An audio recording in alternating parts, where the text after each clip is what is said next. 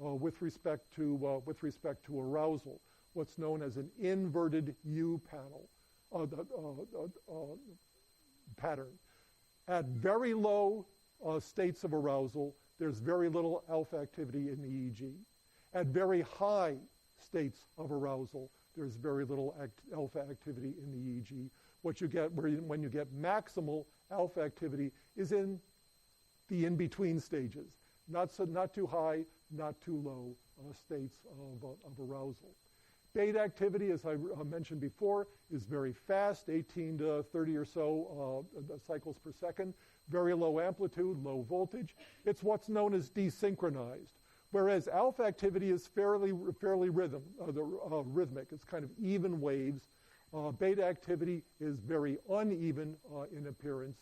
And whenever a person engages in looking behavior, surveying the environment, shifting his or her visual attention from one point in space to another, alpha activity tends to be replaced by beta activity.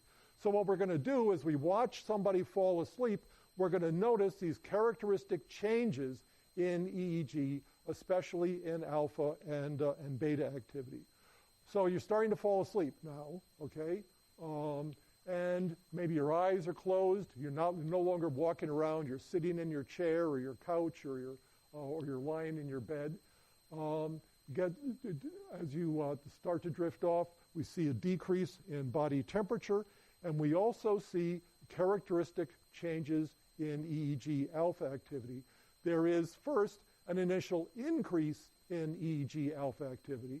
Again, as a person moves from the high state of arousal that's characterized by playing video games before you go to sleep or watching television or something like that to this relatively lower state of arousal, and then a subsequent decrease in alpha activity as the person's arousal level continues to drop. Then we move into what's known as descending stage 1 sleep. And what happens here is that alpha activity pretty much disappears and is replaced by this desynchronized beta type activity. You're beginning to see that here. No longer seeing those high amplitude waves. Most of you are seeing low amplitude stuff. The electromyogram was going to show signs of muscle relaxation. For example, muscle tonus in the chin will start diminishing. It's why when you wake up in the morning, you'll often find there's a little drool of saliva on your pillowcase because you've fallen asleep with your mouth open. Okay, that's how it happens. There's a physiological explanation for everything. And you'll also see in the electrooculogram a characteristic pattern of movements where the eyes will simply drift back and forth in their sockets, what are known as slow rolling eye movements. If you speak to somebody as they're falling asleep, as they're in this stage, there may be a lack of behavioral response, but if you now really kind of jostle them and wake them up, you will often see a denial of sleep on awakening. You say, "Are you asleep?" And you hardly ever hear yes, okay? But you do sometimes hear yes.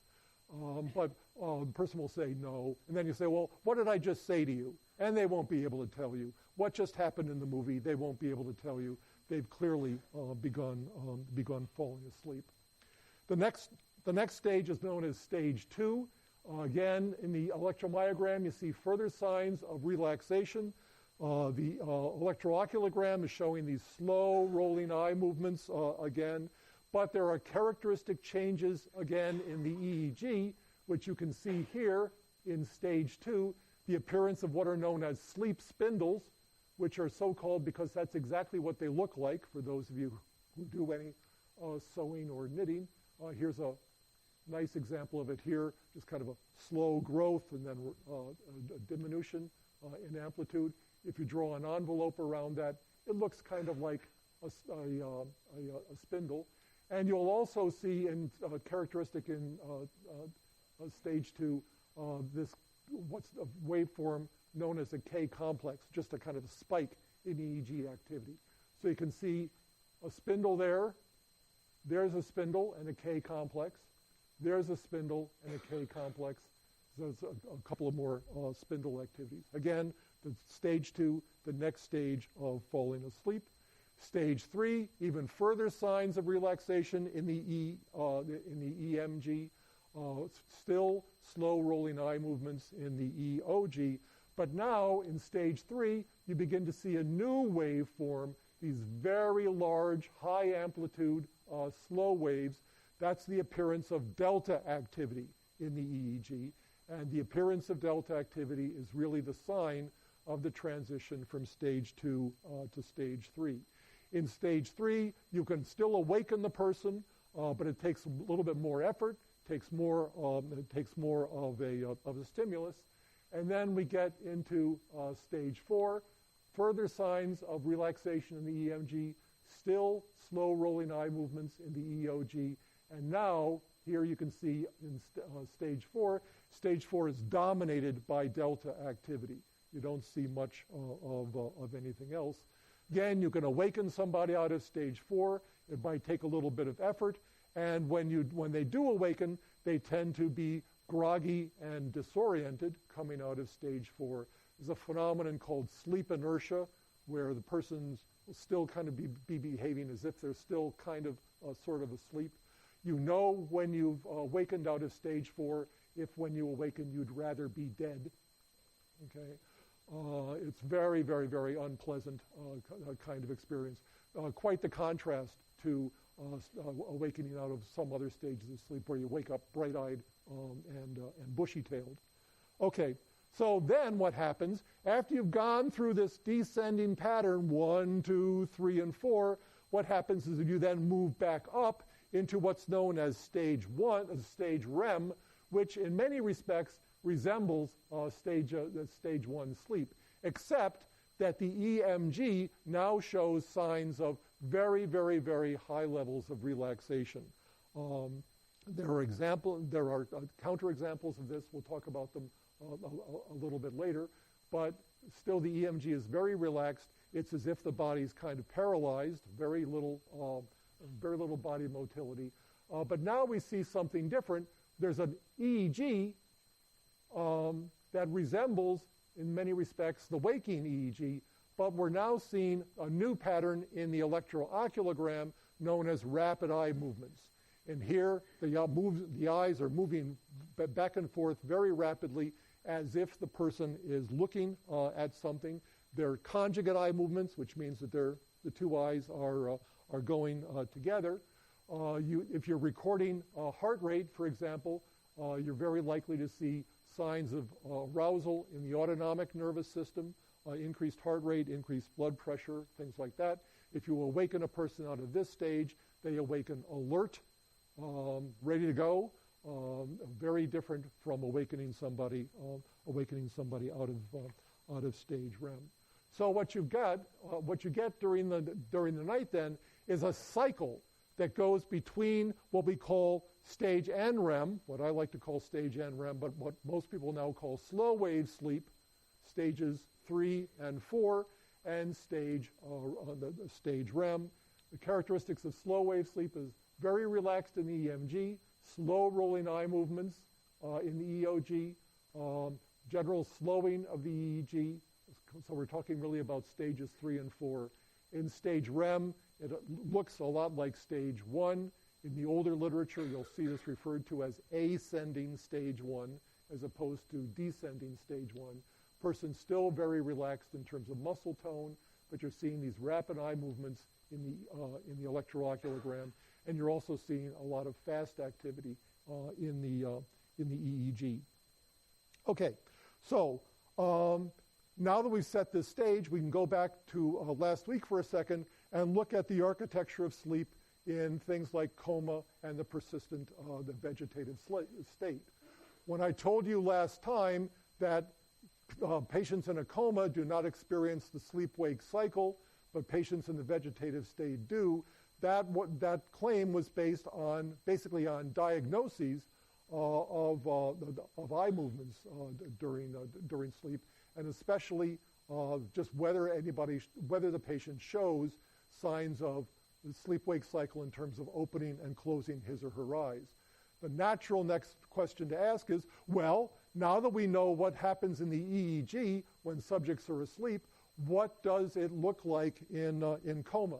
And in general, in comatose patients, what we see is a profound slowing of the EEG.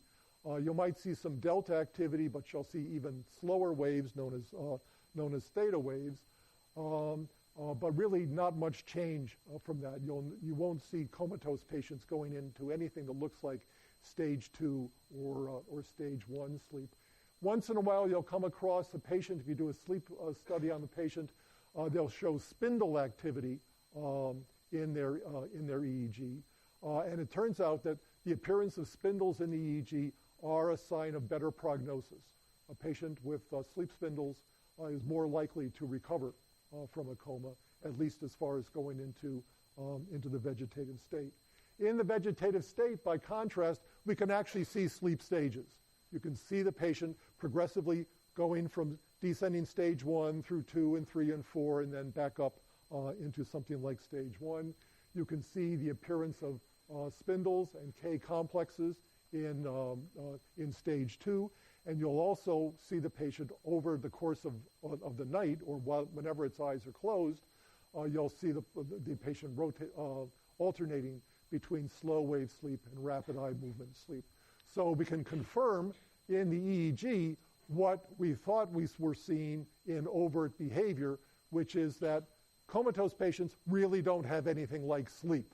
They're in a coma, whereas patients in the vegetative state do seem to have something like sleep. Just here's a summary now of nervous system activity outside the central nervous system in slow wave sleep and rapid eye movement sleep. And you can see again, there's a marked contrast between what goes on in slow wave sleep and what goes on in rapid eye movement sleep. Autonomic activity tends to be suppressed in slow wave sleep, tends to be more active in rapid eye movement sleep. In terms of the somatic nervous system, the skeletal musculature, again, in slow wave sleep, you have some reflexes that are normal, whereas in rapid eye movement sleep, there's more or less a total paralysis of the body. We'll see exceptions to that in a minute.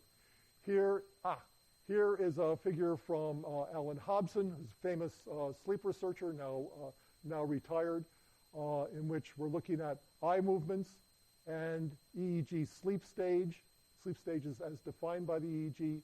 Here is blood pressure changing over the course of a night, respiration activity, pulse rate, and body movement. And what we can see here is this person's falling asleep, going from stage 1 into stage 2. Blood pressure is kind of high. Then we get into really stage REM, where you're seeing a lot of eye movement activity, and the autonomic nervous system is also being quite active.